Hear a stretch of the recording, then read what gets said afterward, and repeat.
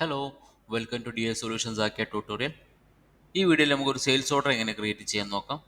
അതിനുവേണ്ടി സാക്കിയുടെ app open ചെയ്തിട്ടുണ്ട്. Right സൈഡിൽ പ്ലസ് എന്നുള്ള ക്ലിക്ക് ചെയ്താൽ ഓർഡേഴ്സ് എന്ന് കാണാം. അത് സെലക്ട് ചെയ്യുക. ഇനി ഐറ്റം ചൂസ് ചെയ്യുക.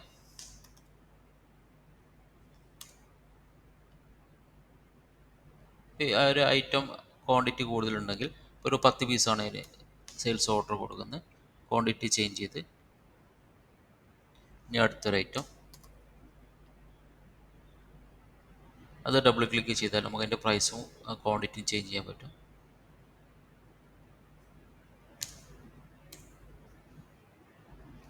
അപ്ലൈ. ഇനി കസ്റ്റമർ ആഡ് ചെയ്യാം. നമുക്ക് ഡെലിവറി ഓപ്ഷൻസ് വരുന്നുണ്ട്.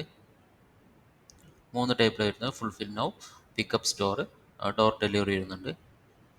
ആ സ്റ്റോർ പിക്കപ്പ് എടുത്ത് സേവ് ചെയ്തിട്ടുണ്ട്. Save orders. അപ്പോൾ ആ ഒരു സെയിൽസ് ഓർഡർ ഇപ്പോൾ സേവ് ആയി കഴിഞ്ഞിട്ടുണ്ട്. ഇനി നമുക്കിത് ഇൻവോയ്സ് ജനറേറ്റ് ചെയ്യണമെങ്കിൽ ഇവിടെ താഴെ ജനറേറ്റ് ഇൻവോയ്സ് എന്നുള്ളത് കാണാം. അല്ലാന്നുണ്ടെങ്കിൽ 3 ലൈനിൽ ഓർഡേഴ്സ് എടുത്തു കഴിഞ്ഞാൽ ഇപ്പോൾ നമുക്ക് കാണാം അമിത് എന്നുള്ള കസ്റ്റമർ ഒരു സെയിൽസ് ഓർഡർ ക്രിയേറ്റ് ആയിട്ടുണ്ട്. ഇതിപ്പം പേയ്മെൻറ്റ് സ്റ്റാറ്റസും അൺപെയ്ഡ് ആണ്, ഡെലിവറി സ്റ്റാറ്റസ് അൺപെയ്ഡ് ആണ്.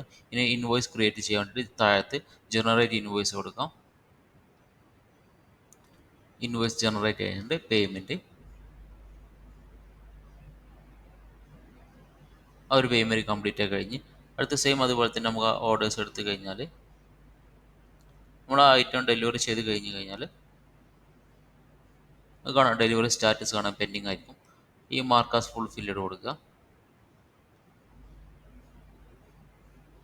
ആ ഐറ്റം നമ്മളിപ്പോൾ ഡെലിവറി ചെയ്ത് കഴിഞ്ഞ് ഇപ്പോൾ അവിടെ സ്റ്റാറ്റസും ചേഞ്ച് ആയിട്ടുണ്ട്. ഇങ്ങനെയാണ് ഒരു സെയിൽസ് ഓർഡർ നമ്മൾ ക്രിയേറ്റ് ചെയ്ത് ക്ലോസ് ചെയ്യുന്നത്. Thank you.